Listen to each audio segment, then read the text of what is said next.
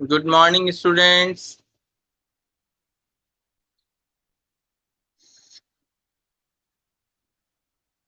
Good morning, Samir. Good morning, Manthan. Good morning, Sandeep. Good morning, Sanjana.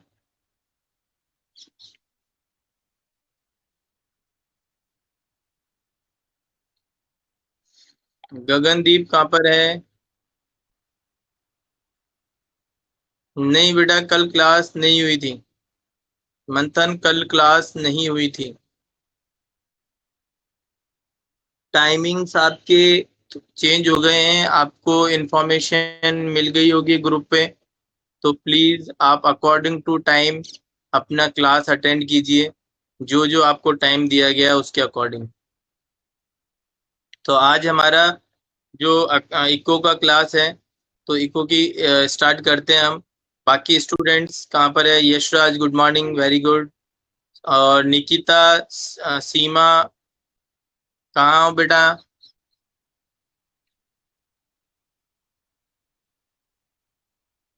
Okay okay. Seema, Nikita, विनय,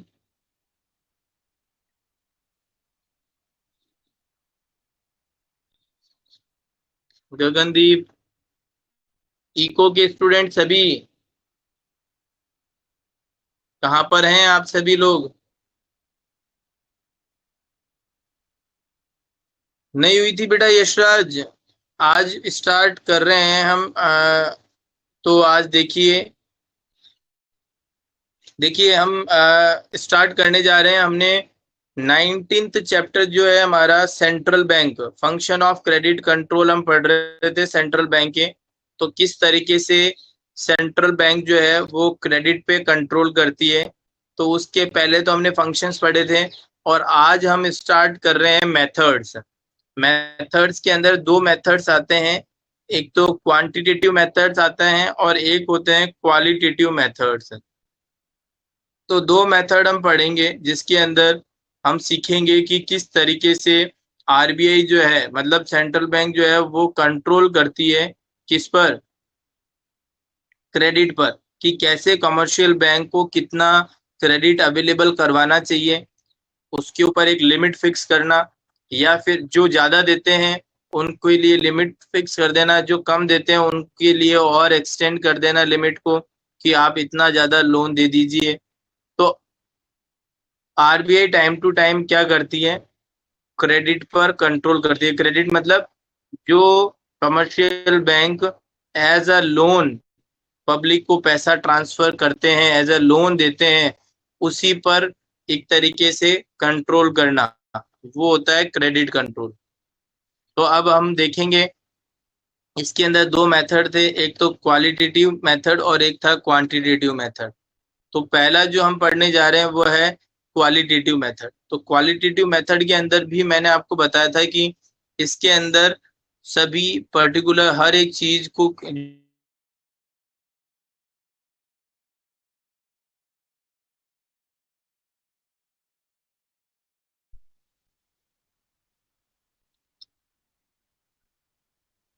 जो credit को control किया जाएगा इसके अंदर, वो पर्टिकुलर एक रेट को लेते हुए हम कंट्रोल करेंगे। रेट मतलब रेट को इंक्रीज करके या डिक्रीज करके। तो अभी मैं आपको एक एग्जांपल देता हूं। अरे उसका फोन आया था सीमा का, इस वजह से ये अटक रहा था। वापस से अब तो सही आ रहा है ना?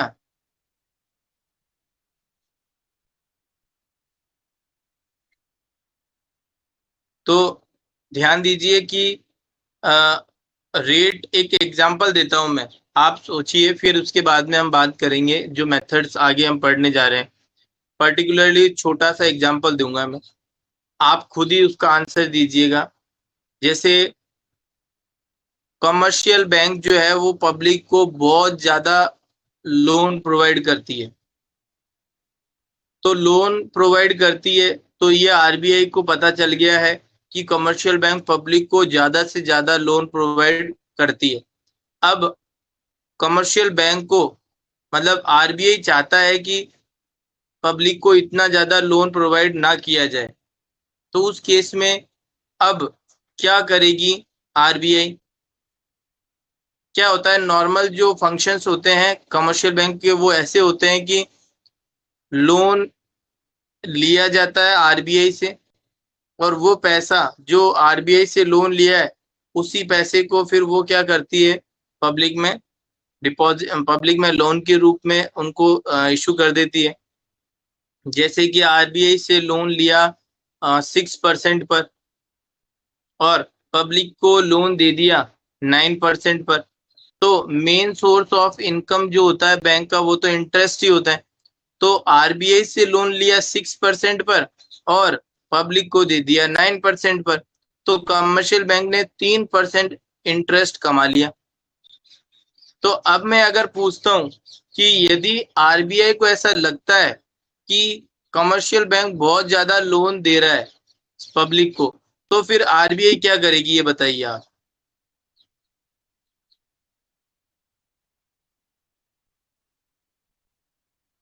बताइए।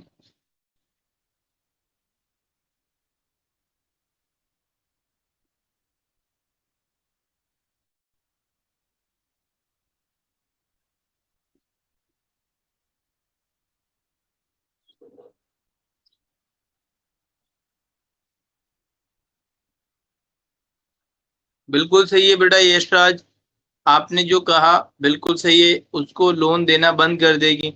और भी इसका एक और बताइए क्या हो सकता है। मंथन, संदीप, आप दीजिए आंसर, क्या हो सकता है।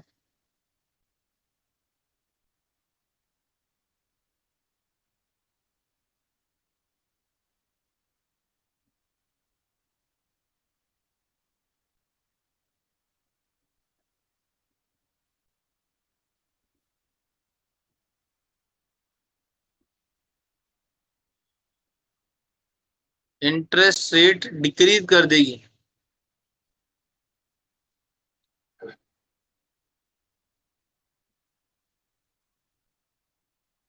वेरी गुड, ये है परफेक्ट आंसर मंथन का। इंटरेस्ट ज्यादा चार्ज करेगी। तो कैसे, देखिए अब मैं आपको समझाता हूँ, सुनिएगा। बिल्कुल सही आंसर दिया मंथन ने। इंटरेस्ट रेट को क्या,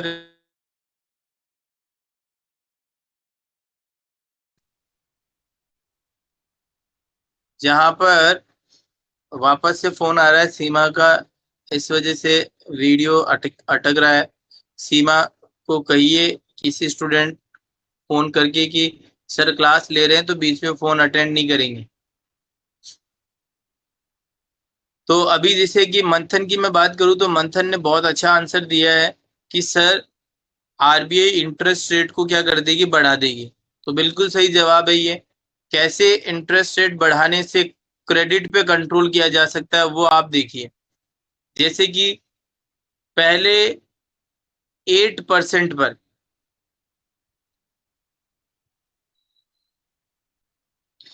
पहले जैसे अभी मैंने एग्जांपल दिया था आपको कि 6%, हाँ 6% पर लोन देती थी कौन, आरबीआई कमर्शियल बैंक को 6% पे मिल जाता था, और वो 9% पर बैंक पब्लिक को दे देती थी कमर्शियल बैंक। अब क्या किया, इंटरेस्ट रेट बढ़ा दी 6% से, उन्होंने क्या कर दिया, 9% कर दिया इंटरेस्ट रेट। 6% से 9% कर दिया इंटरेस्ट रेट। तो अब उस केस में कमर्शियल बैंक बिना फायदे के तो कोई काम करेगी नहीं, तो उसको भी आगे रेट बढ़ानी पड़ेगी। तो आगे रेट, जैसे पहले वो 9% पे देती थी, अगर उसको 3% अर्निंग करनी है तो कम से कम वो 12% पर वहां पर इंटरेस्ट पब्लिक को दे, लोन दे, 12% पर दे लोन। तो 12% पर अगर कोई व्यक्ति लेगा तो वो पहले के मुकाबले वो क्रेडिट, जिसको बहुत ही पैसे की ज्यादा जरूरत है ना, वही व्यक्ति लोन लेगा। वो व्यक्ति लोन नहीं लेगा जिसको अभी रिक्वायरमेंट नहीं है और उसको बाद में रिक्वायरमेंट है, उसने सोचा था अभी लेने की, लेकिन इंटरेस्ट रेट ज्यादा होने के कारण वो अभी वो पोस्टपोन कर देगा कि मुझे अभी लोन नहीं लेना है। तो क्रेडिट पे कंट्रोल हुआ या नहीं हुआ? पहले बहुत ज्यादा लोन जा रहा था, अब पब्लिक ने खुद ने ही मना कर दिया हमको लोन नहीं लेना है क्योंकि इंटरेस्ट रेट ज्यादा है।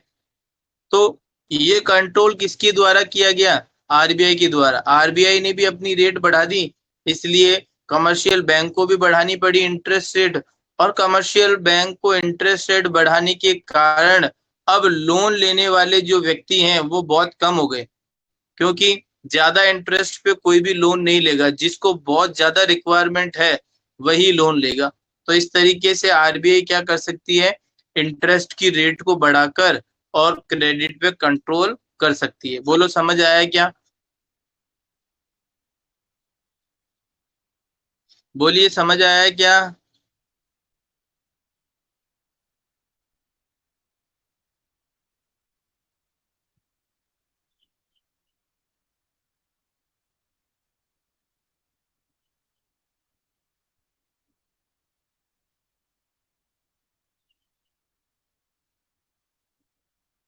संदीप,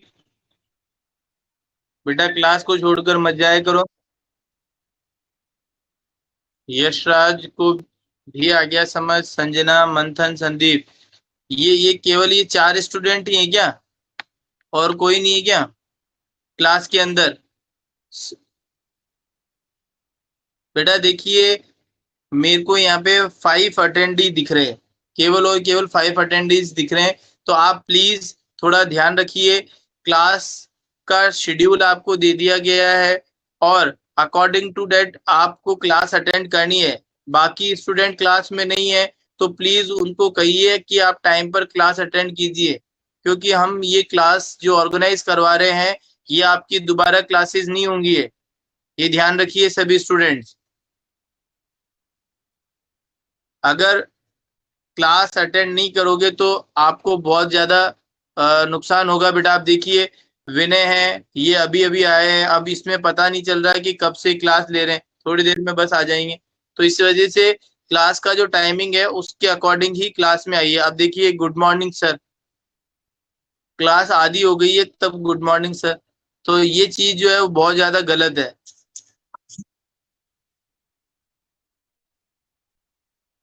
ये जो चीज है इसमें थोड़ा सा आप देखिए और अकॉर्डिंग उसके अपनी क्लासेस लीजिए। तो सबसे पहला जो इसके अंदर आपको जो मैंने बताया है वो मैं इसके अंदर दे रखा है bank rate. Bank rate, bank rate क्या होती है स्टूडेंट्स, वो मैं आपको समझाता हूँ, सुनिए। आपके पास में, सभी के पास में यदि बुक है तो प्लीज आप बुक के ऊपर थोड़ा सा ध्यान दीजिए। पेज नंबर है 115, पेज नंबर है 115। तो आप देखिए बैंक रेट क्या होती है, मैं एक बार आपको इसको रीड कर रहा हूँ। जिसके पास बुक नहीं है तो वो इसको सुनिएगा, जिसके पास बुक नहीं है तो वो उसको सुनिएगा। देखिए, bank rate is the most prevalent measure of credit control by central government. मतलब बैंक रेट एक वो बहुत अच्छा तरीका है जिसके थ्रू सेंट्रल बैंक क्रेडिट पे कंट्रोल कर सकती है। The credit potential of affiliated banks is directly affected with the use of measures by central government. जो क्रेडिट का काम है कमर्शियल बैंक का वो बैंक रेट से डायरेक्टली इफेक्ट होता है। तो bank rate is the rate at which central bank provides loan to the commercial bank.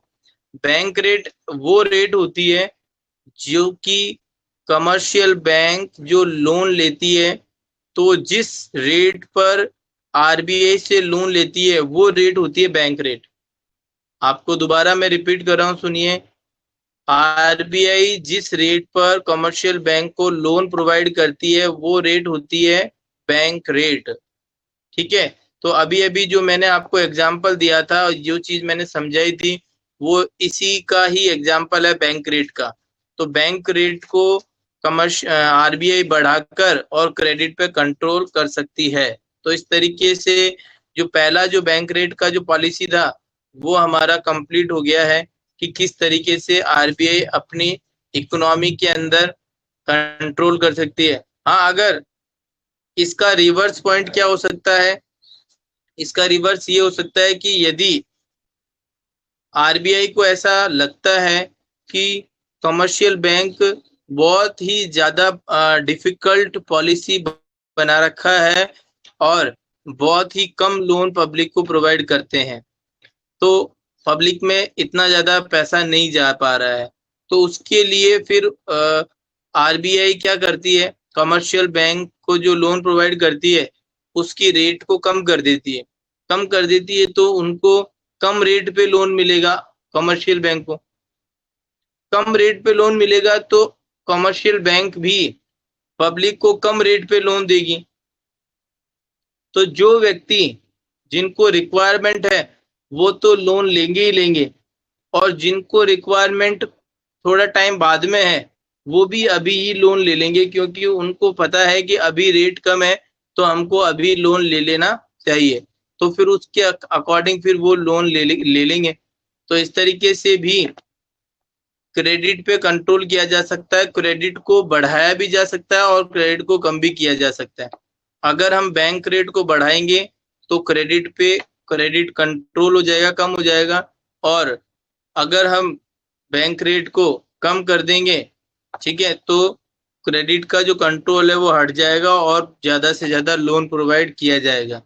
तो इस तरीके से ये चीज पॉसिबल है। ठीक है, मैं एक एग्जाम्पल क्या, मैं आपको एक डायग्रामेटिक तरीके से इसको समझाता हूँ, वो सुनिए। तो वो देखिए आप,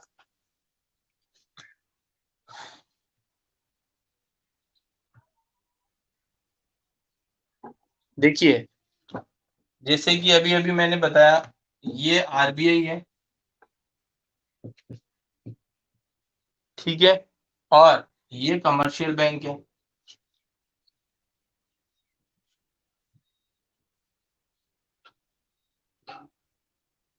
ये आरबीआई है और ये कमर्शियल बैंक है। अब आरबीआई यहाँ पर लोन देती है किसको, कमर्शियल बैंक को, और जिस रेट पर लोन देती है, जिस रेट पर लोन देती है वो रेट होती है बैंक रेट। ये लोन जो देती है, जिस रेट पर लोन देती है वो कौन सी रेट होती है, बैंक रेट होती है। अब यदि आरबीआई को ऐसा लगता है कि कमर्शियल बैंक ज्यादा से ज्यादा लोन दे रही है, ज्यादा लोन प्रोवाइड कर रही है, तब उस केस में आरबीआई बैंक रेट को क्या कर देगी, बढ़ा देगी। तो उस यहाँ पर क्या कर देगी, बैंक रेट को बैंक रेट को इंक्रीज कर देगी। बैंक रेट को जैसे ही इंक्रीज करेगी वैसे ही कमर्शियल बैंक जो है अपनी क्रेडिट जो है वो कम कर देंगे। क्रेडिट मतलब एक तरीके से लोन देना कम कर देंगे। और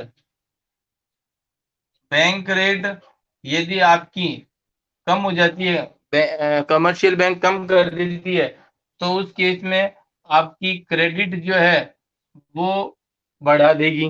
क्रेडिट मतलब लोन देना आरबीआई कमर्शियल बैंक क्या करेगी, बढ़ा देगी। यदि आरबीआई ने बैंक रेट को बढ़ा दिया है तो कमर्शियल बैंक भी लोन लोन कम कर देगी देना। यदि आरबीआई ने रेट कम कर दी है तो कमर्शियल बैंक लोन और ज्यादा देने लग जाएगी। तो यही एक तरीका है बैंक रेट को इंक्रीज और डिक्रीज करके और क्रेडिट पे कंट्रोल करने का। तो बताइए, सभी को समझ आया ये,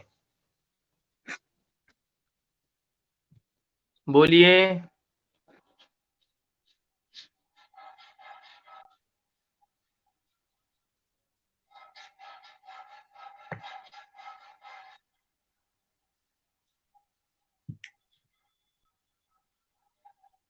बोलिए, सभी को समझ आया।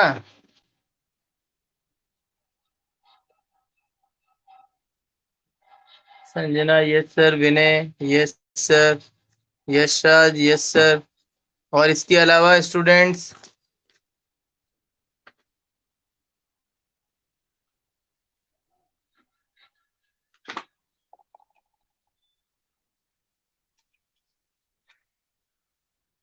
Sameer, yes sir. Sandeep,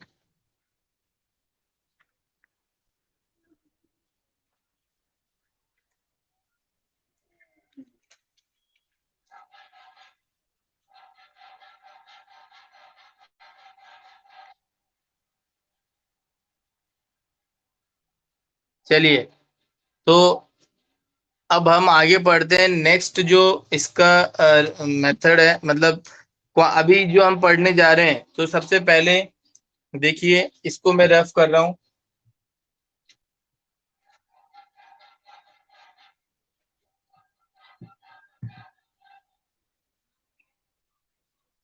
credit control methods.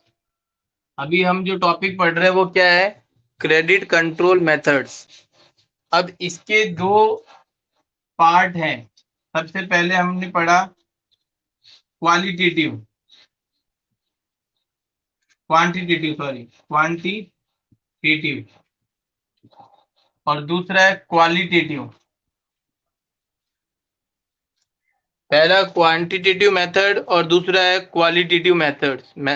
अब इसके अंदर हमारे पास में सबसे पहला जो मेथड है वो है बैंक रेट। ठीक है, इसके अंदर जो सबसे पहला मेथड है वो है बैंक रेट। अभी बैंक रेट का मैंने आपको समझा दिया सारा चीजें।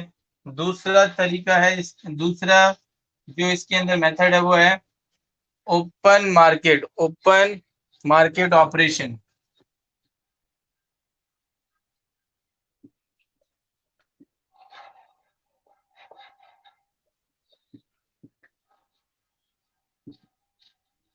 Open market operation. तीसरा है CRR की फुल फॉर्म है credit reserve ratio. Credit reserve ratio, CRR की जो फुल फॉर्म है वो है क्रेडिट रिजर्व रेशियो। और फोर्थ वन है SLR। आप लिख लीजिएगा, फुल फॉर्म भी मैं आपसे पूछूंगा। CRR की फुल फॉर्म है कैश रिजर्व रेशियो, और SLR की फुल फॉर्म है statutory liquidity ratio. Statutory liquidity ratio. तो ये चार जो मेथड है हमारे वो है क्वांटिटेटिव मेथड्स। ये कौन से मेथड्स हैं आपके? Quantitative methods. और क्वालिटेटिव मेथड्स को हम उस समय पढ़ेंगे जब इनको पढ़ेंगे, ठीक है ना। उस समय लिख लेंगे इनको, इन मेथड्स के नाम, सभी के नाम लिख लेंगे। जिस समय हम क्वालिटेटिव मेथड्स को स्टार्ट करेंगे उस समय हम इनके सारे के नाम लिख लेंगे। तो अब देखिए, हम ये चार चीजें पढ़ने जा रहे हैं। सबसे पहले हमने बैंक रेट पढ़ा पहले नंबर पे, दूसरे नंबर पे, तीसरे नंबर पे और चौथे नंबर की, ये चारों चीजें हम पढ़ेंगे। अब कैसे इनको हम अडॉप्ट करेंगे जिससे कि क्रेडिट पे कंट्रोल हो सके, तो सबसे पहले जो इसके अंदर हम बात करेंगे वो बैंक रेट की बात करी हमने। अब उसके बाद में हम बात करेंगे open market operation. Open market operation, तो आप सभी लोग लिखिएगा। आप लिख रहे हो ना ये सभी?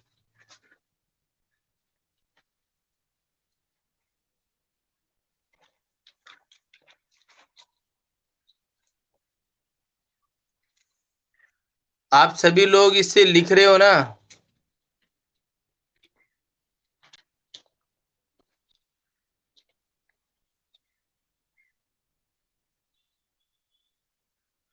चलिए,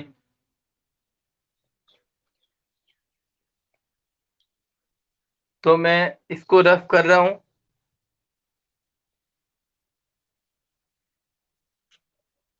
तो जो हमारा सेकंड नंबर का है वो है open market operation. Open market operation, open market operation, इसको कैसे समझेंगे वो देखिए। देखिए स्टूडेंट्स, ओपन मार्केट ऑपरेशन को किस तरीके से हम समझेंगे वो आपको देखना है कि ओपन मार्केट में क्या होता है कि हमारी जो सिक्योरिटीज होती है वो बाइंग एंड सेलिंग की जाती है। बाइंग एंड सेलिंग का मतलब सिक्योरिटीज को खरीदा और बेचा जाता है। तो सिक्योरिटीज क्या, शेयर्स हो गए, डिबेंचर्स हो गए, बॉन्ड्स हो गए, उन सभी को हम मिलाकर क्या बोलते हैं, सिक्योरिटीज बोलते हैं। ठीक है। तो सपोज कि माना कमर्शियल बैंक के पास में 5 लाख रुपए आए। आप सोचिए, कमर्शियल बैंक के पास में 5 लाख रुपए डिपॉजिट के आए। अब कमर्शियल बैंक क्या करती है, कमर्शियल बैंक ने डिपॉजिट कर लिया पैसा पब्लिक का 5 लाख रुपए। अब कमर्शियल बैंक 5 लाख रुपए तक का लोन प्रोवाइड करा सकती है, किसको, पब्लिक को, क्योंकि जो पैसा पब्लिक का एज अ डिपॉजिट आता है उसी पैसे को तो कमर्शियल बैंक लोन के रूप में देती है। तो उसमें क्या होता है कि जब डिपॉजिट आता है तो उस डिपॉजिट पर हमें, जैसे हम, मेरा अकाउंट है एसबीआई के अंदर, अब मैं मेरा पैसा जो है एसबीआई में डिपॉजिट करूंगा तो मुझे वो इंटरेस्ट देगी, तो 6% इंटरेस्ट मुझे मिलेगा। लेकिन अगर मैं बात करूं कि मेरे पैसे जो जमा हुए हैं बैंक में, उस पैसे को यदि वो लोन के रूप में देती है तो वो उनसे इंटरेस्ट चार्ज करती है 12%, 16%, 15%। तो मुझे तो इंटरेस्ट कितना दिया उन्होंने, कमर्शियल बैंक ने 6%, और उनसे इंटरेस्ट कितना लिया, अराउंड 12, 13, 14%।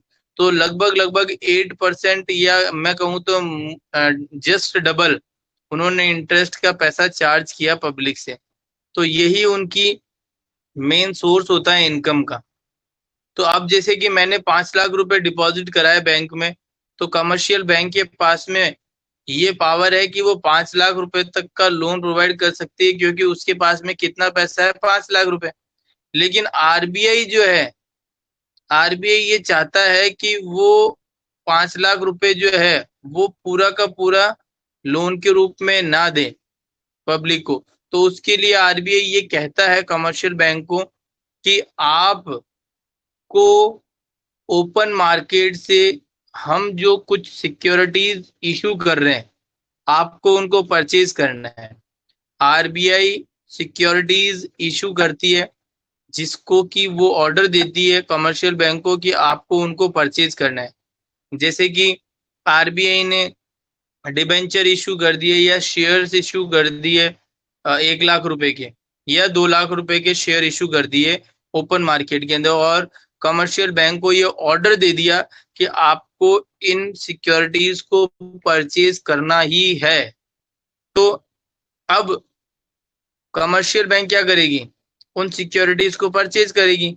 तो सिक्योरिटीज 2 लाख रुपए की है और सिक्योरिटीज परचेज कर लेगी, तो सिक्योरिटीज तो किसके पास आ जाएगी, कमर्शियल बैंक के पास, और पैसा जो कहाँ चला जाएगा, मार्केट में चला जाएगा। तो 5 लाख रुपए थे, उसमें से 2 लाख रुपए तो सिक्योरिटीज में ही लग गए, तो अब बचे कितने, 3 लाख रुपए। तो कमर्शियल बैंक अब कितना लोन दे सकती है, 3 लाख रुपए का लोन दे सकती है। तो अब 3 लाख रुपए का जो लोन देगी,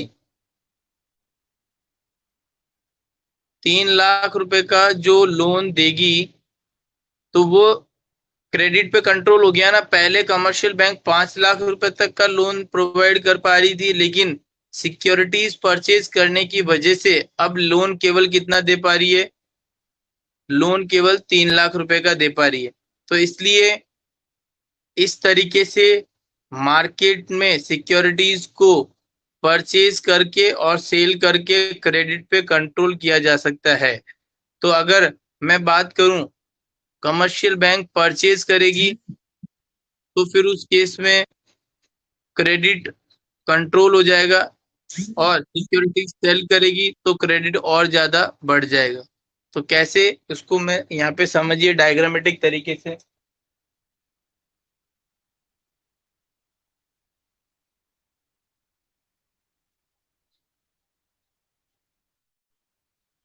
कमर्शियल बैंक, और ये है पब्लिक, ये है कौन, पब्लिक। अब क्या हुआ, कमर्शियल बैंक के पास में 5 लाख रुपए हैं। कमर्शियल बैंक के पास में कितने हैं? 5 लाख रुपए हैं। आरबीआई ने क्या कहा, ये आरबीआई है, आरबीआई ने कहा कि आप क्या करिए, ओपन मार्केट से, ये ओपन मार्केट है, ये ओपन मार्केट है, हम यहाँ पर आपको शेयर्स इशू कर रहे हैं, 2 लाख रुपए के शेयर इशू कर रहे हैं। अब आप इनको परचेज करिए। तो इसने क्या किया, परचेज किए। तो इस 5 लाख रुपए में से 2 लाख रुपए कहाँ चले गए, यहाँ पे चले गए। तो 2 लाख रुपए के इन्होंने सिक्योरिटीज परचेज कर ली। तो अब कमर्शियल बैंक के पास में कितना पैसा बच गया, 3 लाख रुपए बच गए। अब ये 3 लाख रुपए जो बच गए हैं, वो ही पैसा पब्लिक में इशू कर सकती है। कमर्शियल बैंक पब्लिक में कितना लोन दे सकती है, वो 3 लाख रुपए का लोन दे सकती है। ठीक है, तो ये परचेज करने से तो लोन पे कंट्रोल किया जा सकता है, लोन क्रेडिट पे कंट्रोल हो सकता है। और सिक्योरिटीज को सेल करके, जैसे मान के चलो 5 लाख रुपए तो पहले से ही है, 5 लाख रुपए पहले से ही है। और यदि परचेज की जगह सिक्योरिटीज को सेल कर दिया, तो सेल करने पर मान के चलो सिक्योरिटीज तो गई, लेकिन हमारे पास में पैसा आएगा। तो मैंने अज्यूम किया कि सिक्योरिटीज को बेचने पर कितना पैसा आया, 3 लाख रुपए। तो 5 लाख रुपए तो पहले ही थे, 3 लाख रुपए और आ गए, तो अब टोटल पैसा कितना हो गया, 8 लाख रुपए। अब इसका मतलब हो गया कि कमर्शियल बैंक लोन कितना प्रोवाइड करा सकती है, 8 लाख रुपए का प्रोवाइड करा सकती है। तो परचेज सिक्योरिटीज को परचेज करने के, परचेज कर कर और क्रेडिट पे कंट्रोल कर सकती है। तो यहाँ पे छोटा सा एक वो डायग्राम बनाता हूं कि ये है सिक्योरिटीज, सिक्योरिटीज को परचेज करके क्रेडिट पर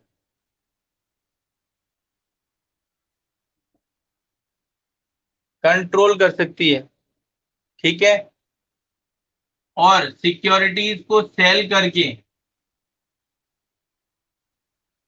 मतलब डिक्रीज कर सकती है। ये लो, क्रेडिट को कंट्रोल करने का मतलब क्रेडिट को डिक्रीज कर सकती है, और सिक्योरिटीज को सेल करके क्रेडिट को बढ़ा सकती है। तो ये जो बॉक्स में मैंने ये चीज लिखी है, वो सबसे ज्यादा इंपॉर्टेंट है। और ये सिक्योरिटीज परचेज और सेल कहां पर होती है, ओपन मार्केट में। तो देख लीजिए आप, सिक्योरिटीज को परचेज करके और सिक्योरिटीज को सेल करके क्रेडिट पे कंट्रोल किया जा सकता है। क्रेडिट को बढ़ाया भी जा सकता है और क्रेडिट को कम भी किया जा सकता है। कम कैसे किया जा सकता है, परचेज करके, और बढ़ाया कैसे जा सकता है, सेल करके। तो इस तरीके से ये क्रेडिट पे कंट्रोल हो सकता है by purchase and sale of securities from open market. बताइए।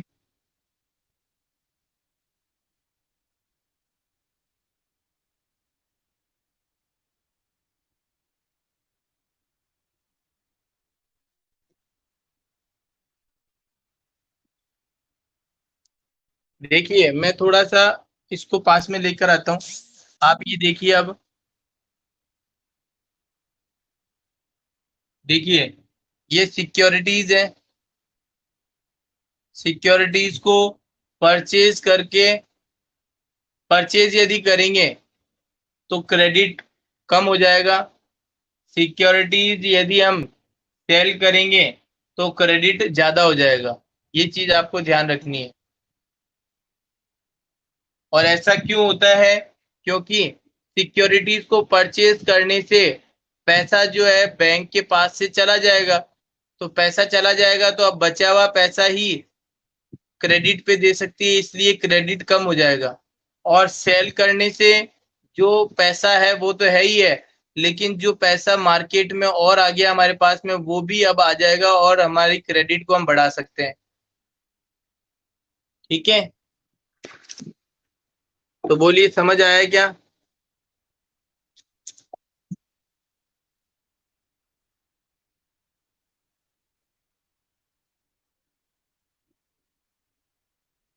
वो तो क्या है, अभी फोन आ रहा है इस वजह से आपको थोड़ा सा ब्लर दिखाई दे रहा था। तो अभी आप बताइए, परचेज और सेल करके ओपन मार्केट में, और हम क्या कर सकते हैं, क्रेडिट पे कंट्रोल कर सकते हैं। तो ये चीज सभी को समझ आई क्या, ये बताइए अब।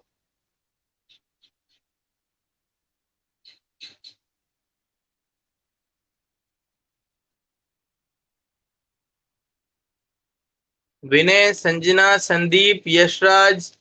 संदीप ने बोला हाँ यस सर आ गया।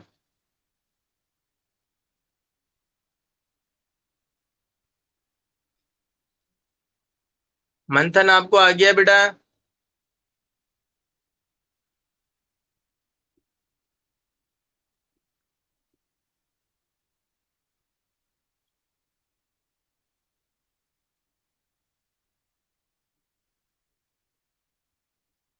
मंथन आपको आ गया? ओके। तो अब चलिए, ये वाला जो मेथड था हमारा, ये था सेकंड। थर्ड मेथड है हमारा cash reserve ratio. Cash reserve ratio, देखिए इसको मैं रफ कर रहा हूं।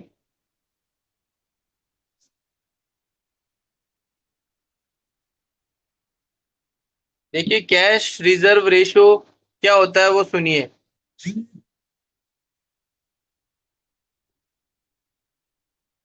देखिए कैश रिजर्व रेशियो,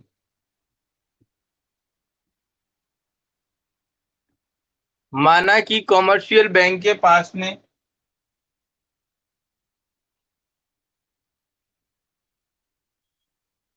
10 लाख रुपए हैं।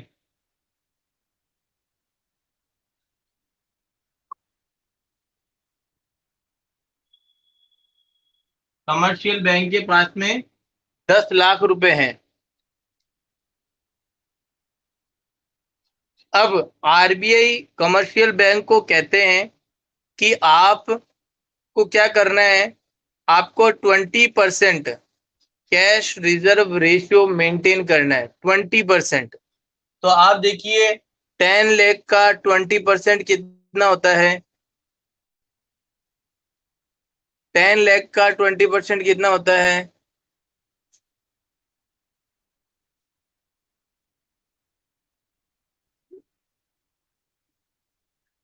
बहुत बढ़िया, 20,000। और कोई दूसरा? संदीप ने कहा 2 लाख, ये आंसर सही है।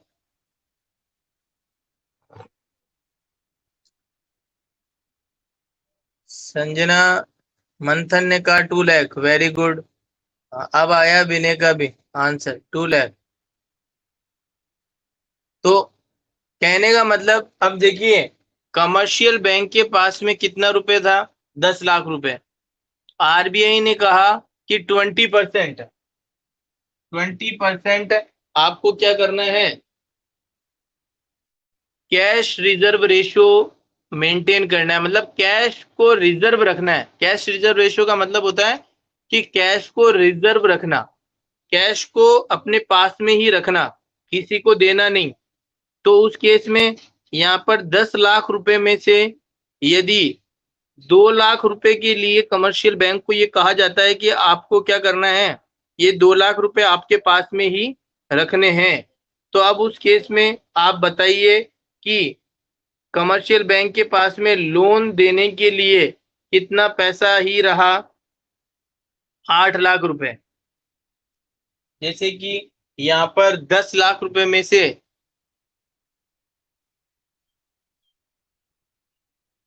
2 लाख रुपए तो किसमें चले गए, कैश रिजर्व रेशियो के अंदर।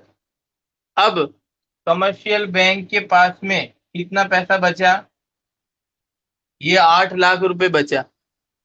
8 लाख रुपए का ही अब क्या कर सकती है कमर्शियल बैंक? लोन दे सकती है, मतलब क्रेडिट दे सकती है, क्रेडिट दे सकती है। आई बात समझ में? तो अब कैसे, अब ये चीज को जरूर ध्यान रखना है कि जो कैश रिजर्व करना होता है ना, कैश रिजर्व जो होता है वो कमर्शियल बैंक अपने पास में ही करती है। कमर्शियल बैंक अपने पास में ही करती है, मतलब 10 लाख रुपए में से 2 लाख रुपए वो कमर्शियल बैंक अपने ही पास में रखेगी और अलग रखेगी। वो पैसा किसी दूसरे के पास में नहीं जमा होगा, आरबीआई के पास जमा नहीं होगा। वो पैसा अपने खुद के पास में रखेगी बैंक, कमर्शियल बैंक, लेकिन वो अलग से रख लेगी। बचा कितना? 8 लाख। अब 8 लाख रुपए वो लोन के रूप में दे सकती है।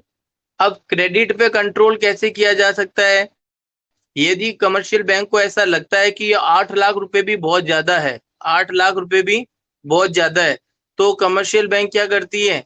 वो कहती है कि कैश रिजर्व रेशियो की जो रेट है वो बढ़ा दीजिए। तो यहाँ पे 20% की जगह, माना आरबीआई ने रेट जो है वो बढ़ा दी, 20% की जगह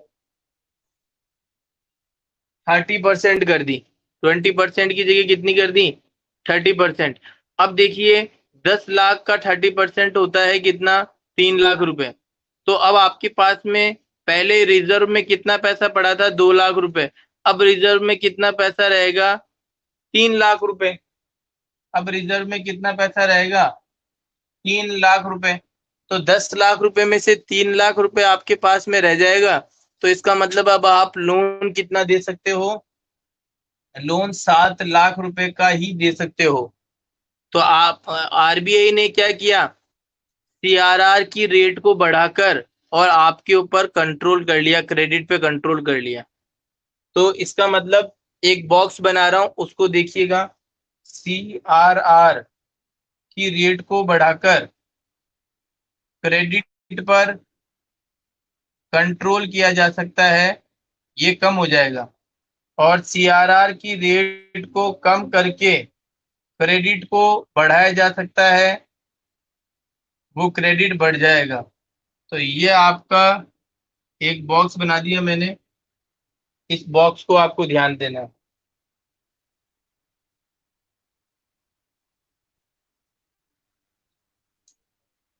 तो आप देखिए ये बॉक्स, देखिए ये रहा बॉक्स। सीआरआर की रेट को बढ़ाकर क्रेडिट पे क्या किया जा सकता है? कंट्रोल किया जा सकता है, क्रेडिट कम हो जाएगा।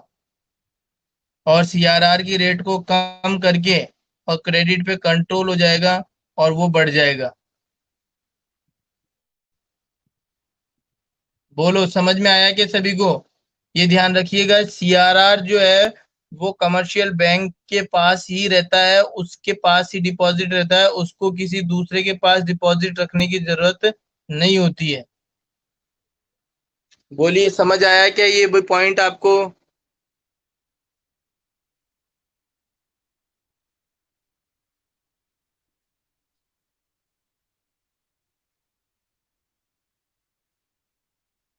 सिंपल सी बात है इसमें बेटा यशराज, कुछ भी नहीं करना है कि जो आपके पास में पैसा होता है, आरबीआई क्या करती है, उस पैसे को कहती है कि पूरा का पूरा पैसा आप पब्लिक में नहीं देना है, आपको अपने पास में कुछ कैश को रखना है, अलग से रखना है कैश को। उसी को बोलते हैं कैश रिजर्व। अब आपने पहले बोला था 20% आपको कैश को अलग से रखना है, तो 10 लाख रुपए का 2 लाख अलग रख लिया, तो 8 लाख रुपए लोन दिया। लेकिन आरबीआई को लगा ये 8 लाख रुपए भी बहुत ज्यादा है, तो आरबीआई ने क्या किया? कैश रिजर्व रेशियो की रेट को बढ़ा दिया 30% कर दिया। तो अब आपको कैश अलग से कितना रखना पड़ रहा है? 3 लाख रुपए। तो 10 लाख रुपए में से 3 लाख रुपए आप रख रहे हो अलग से।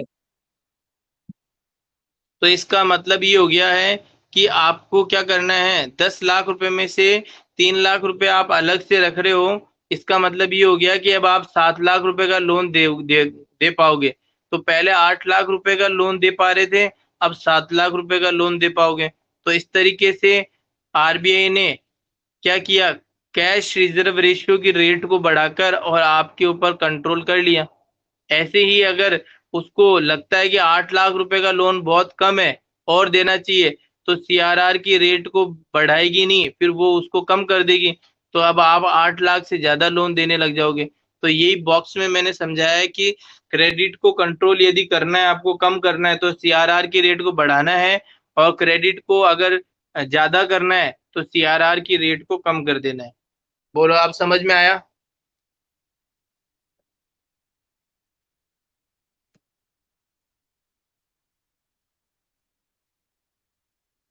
बोलिए, समझ आया क्या?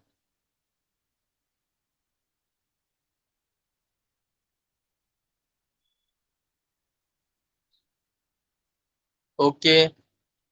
तो आज के लिए हम हमारी क्लास को यहीं पे ओवर करते हैं स्टूडेंट्स। ठीक है। और आगे का एक और टॉपिक बचा हुआ है, एसएलआर की रेट, वो बताएंगे कल, मतलब नेक्स्ट जो हमारा मंडे होगा तब बताएंगे। अब जो भी नेक्स्ट क्लास होगी उस समय बता देंगे। और इसके अलावा आपको इसको अच्छे से स्टडी करना है। ठीक है। Okay, bye, thank you.